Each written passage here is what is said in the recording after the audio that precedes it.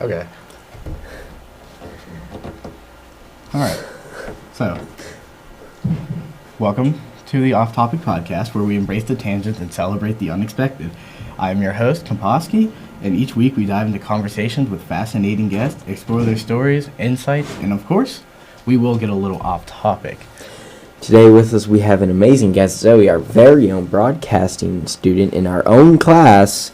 We are excited to see where this spooky conversation takes us. We're glad to have you on here. Thank you for letting me geek out. I'm really excited. No problem. All right. So, But first of all, supernatural. This face story that I saw, it's not the worst one. Sadly, y'all missed that, but it was a good story. I was driving past, going to my aunt's house, and there's an abandoned house. It's not abandoned anymore, but one day when it was abandoned, no cars were there. I swore I saw a face sticking out of glass. But this story takes me to my own high school, East Fairmont. I'm there after school for an event, and it's laid out. It's like around 9 o'clock. It took a long time for us to get that. Pretty much everyone's gone. I'm done packing up of what we were doing, and I looked down one of the hallways. It was pitch black, and I swore I saw movement, but no one was there.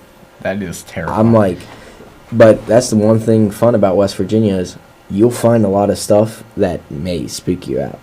That's a good thing about living in West Virginia. Yeah. The spooky I have season. a scary story, but before I get into scary story, a little bit of context. Me and my brother talk about Wendigos I and love skinwalkers Wendigos. and stuff like that, and Dade is definitely afraid of skinwalkers, Wendigos, all those things. So we were driving home from the band Princeton competition down bottom part of the state. So we get home at 1 in the morning? Yeah. 1 in the morning. So it's 2:30 a.m. driving home through Joetown, of all places. And I just see a light behind me. It's not enough to be car headlights. It's just a light of some kind. It's like a blue light almost. It's the ghost light. It's the ghost light. And it was following me a good distance. And Dade's like, "What's that?" And I'm like, "Well, it's a light. I don't know what it is. It could just be someone on their bike or whatever." And he said, "That's not a bike. It's too low to be a bike." And I'm like, well, whatever. And then of course I have to devil Dade, and I lean over and I'm like, "It's a Wendigo." So I feel the thing that the door beside me lock, because he sits passenger and he locks the door, and I'm like, "Dade, I'm kidding. There's no Wendigo." But we get home and I get out of the car, and Dade just doesn't get out. The lights on, everything. I'm standing there, "Dade, get out of my car." And he's like, "I don't want to get out of the car. The Wendigo's going to get me." Again, 2:30 at night. So he hears something in the woods, and he just, "Nope, I'm not getting out of the car." So I tell him, "Dade, you gotta. If I give you my flashlight, will you feel better?" And he's like, "Yeah." So I give him the flashlight, and he tries to open the car door and sets off the car alarm. My parents are in the house asleep. It's 2:30, and he sets off the car alarm. Well, whenever Wendigo was in the woods, it definitely heard you then. Yeah, and then I told him, "The Wendigo's gonna get you, Dade. He heard you." But before I get on with this story, I want to go a little off topic, and congrats our own culinary team, the Marion Baker Bots, for placing 3rd place in the state at the Culinary Challenge this week. I was down there with them. It was fun. We live streamed it as much as we can. Go check it out on the MCTC Productions. But off to our story that I just remembered is, I was out. I hunt, but this wasn't during hunting season. I was out just walking around in my yard in the dark, checking it out, trying to find something. And it was usually everyone where I live is home and in their house. I swear I heard some female scream in our valley where we live. I'm like, is there a skinwalker around? Gotta be. It's a skinwalker. At first I thought it was coyotes, but when it screamed again, I'm like, that does not sound like a coyote, because where I live we get a lot of coyotes, but Same. it sounded like a female scream. I'm like, Yeah. Dude, Well, someone's getting slaughtered. dude, skinwalkers are so scary because, like, the fact, like, skinwalkers take a appearance of human, and, like, usually people think, oh, it's the appearance of a human. What freaks me out is sometimes when I think about skinwalkers, anytime I think about skinwalkers, I'm thinking, like, they can probably go beyond, like, humans. And what if they, like, try to take over, like, a deer, for instance, and, like, they fail to, like, shift with the animal's, like, body, and they just look like one of those eyeless deer, and they're just walking around like this on two legs, and I'm like, oh no, I don't. Oh no. It's a good thing I don't think of this at night, because if I thought about The this, bipedal eyeless deer, it's gonna get me. I would freak out. Okay. I'm a skinwalker, Jason. alright, so, I don't know. I watched this YouTuber. I'm not going to plug his name. He doesn't sponsor us, sadly. But he does spooky stuff. One thing I've seen is a lot of his videos, he went to go visit the Goatman Island. And What's that? it's like an island where it was a resort island, and then lo and behold, the people that were staying there disappeared. Someone went in to go find them, and they never could find them. Oh, cool. But they heard screaming. Whoa. So they got off the island. As soon as they turn around, they see something there staring at them from the island, and they're in the water. So they say it, and then they find out about it. That YouTuber, him and his group of friends go find it. They staying at that same resort. They set up some cameras, and they caught something moving that didn't look human. They couldn't fully make it out because the camera was so blurry. Right. Because, like, you guys know how those type of demons and stuff have effect on electronics, make it blurry and all that. Yeah. They saw something stand on two legs, walk by that camera, but didn't look human. Ooh. What? But it wasn't the only thing. He also went to the Siren Head Forest. Oh yeah. Sirens are cool. I That's, love sirens. And there's, like, this whole thing, and they were walking, and they found a giant footprint. Bigfoot. I'm Bigfoot. I mean, like, bigger than Bigfoot's footprint, of what people say. What, he could have got surgery on his foot. You don't know. Fair enough. But Don't judge him. Don't. I don't judge know if Bigfoot. this was just for fun, this part. It may have been Photoshopped. But they have a trail camera, like those trail cameras hunters use for deer and all that. And they caught Siren Head walking across an open field on it.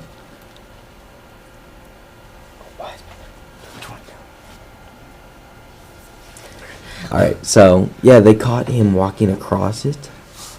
And the direction it was walking, these two, there's 4 people. They split up. 2 stayed at the camp. But one thing is, a lot of their videos, they run into a stranger. And this stranger that they ran into when they were going to their campsite was hanging up birdhouses. And it has all the people that went missing in that forest. Ooh. But when they're doing that trail cam and they saw it, the Siren Head was walking towards their camp. That's cute. And they started hearing sirens too. And this was like a forest. There's no other life around except for like nature. I think they said the closest life was like 30 miles north from where they were. Like the closest town. And that town, they'd said that town had like an air raid siren. But I don't think an air raid siren's loud enough to go over a mountain 30 miles away. That is true. Because they sounded clear, like it was next to them. Speaking of actually not really speaking of, going a little off topic from that. We were just talking about like cryptids and like creatures and stuff. I have a question for our guest. What do you think, what in your opinion makes a good villain, especially in like a horror movie? A good villain in a horror movie? It depends on what kind of horror movie we're talking about. Because if it's just your normal thrasher, like course, usually a larger figure, one that gives like a kind of like a threatening aura about Like them. Jason Voorhees and Michael Yeah, Myers. like Jason Voorhees, Michael Myers, all of them. Because they give off the air of just being, oh no, they're gonna get me. Uh-oh. I'm not making But- it out of this.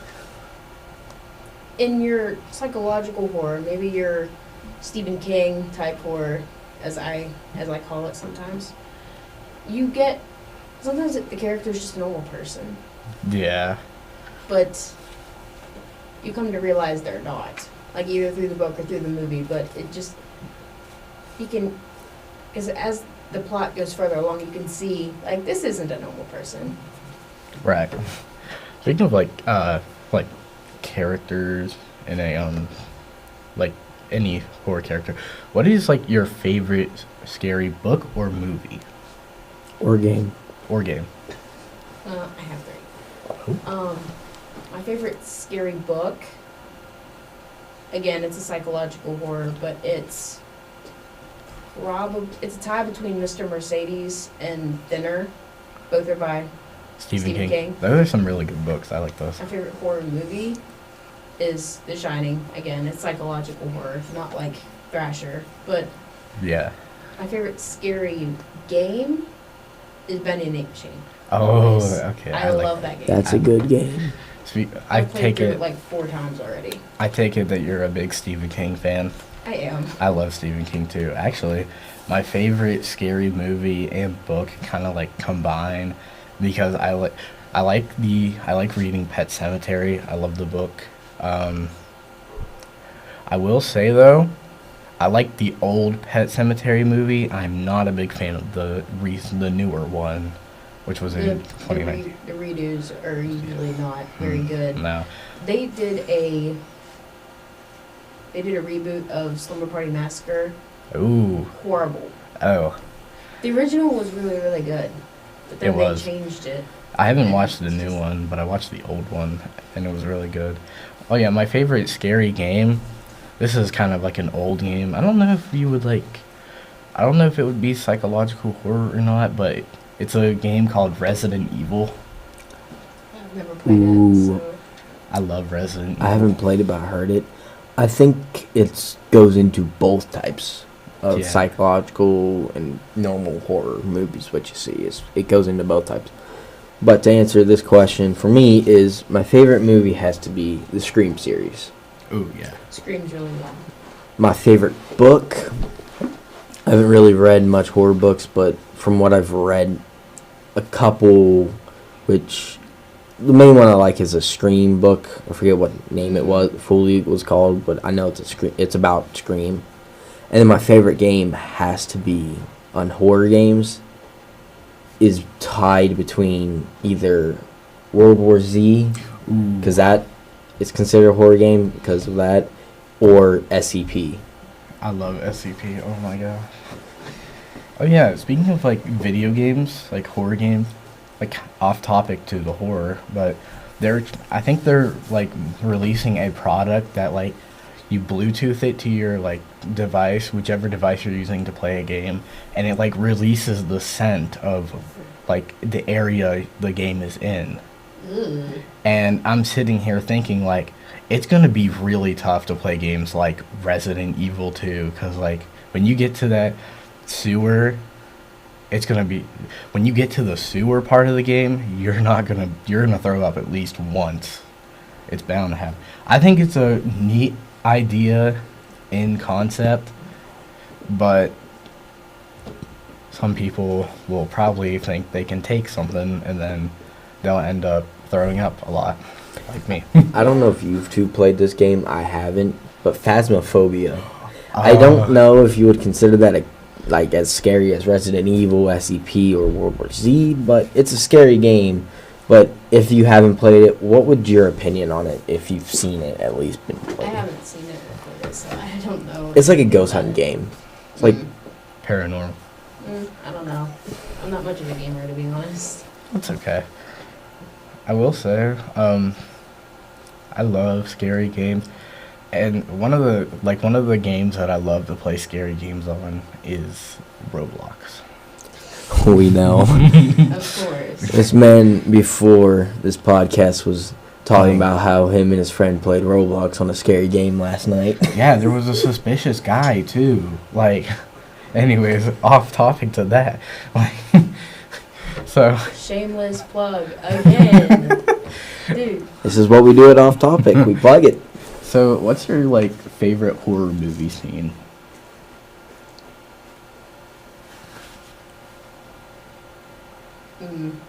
It's a tie between two, but It can be from a show or a book as well. well, there's two. There's one from a book, which was turned into a TV series, but the book describes it better. Movie scene. The longer I think about it, is probably The Shining, Ooh. when like the blood just kind of fills the hotel Oh yeah, and it crashes like a wave. the red rum. Yeah. Favorite book scary scene is the beginning of Mr. Mercedes, when everything's quiet, minding their business. At this job fair, they're lined up to get in, because most of the people unemployed, not really doing it, just calm, nothing's going on, early morning. And then this gray Mercedes just plows through this group of people and kills like 8 and injures 15, Yeah, just all in one move. I love Stephen King books. I think he's a great author. Did you know he wrote a book with his own son? I don't remember what I the didn't book know is that, called, no. but he did write a book with his son, and I haven't read it yet, but I feel like it'd be a really good book. Okay. Real quick, if we're talking about horror books, you talked to me after one podcast about the video game podcast about Yeah. the book, the story I was making about SCP. Right. You said we could work on it together, and I'll write it and you publish it. But we don't know fully yet if that's what we're going to do. But Also, if don't we forget- do it, look out. I'll figure out what I want to call it, and Don't forget, we would also need like a lot of money for like Yes, that too. copyright issues, copyright stuff. Okay, so that's all for this week's episode of Off Topic. A big thank you to our guest Zoe for joining us, and if you enjoyed the episode, be sure to subscribe, maybe leave a review, and tune in next week. We will have we do not know the topic yet, but we have the element of surprise. So. I'm your co-host Braden. I'm your host, Komposky. We'll see you next week. time.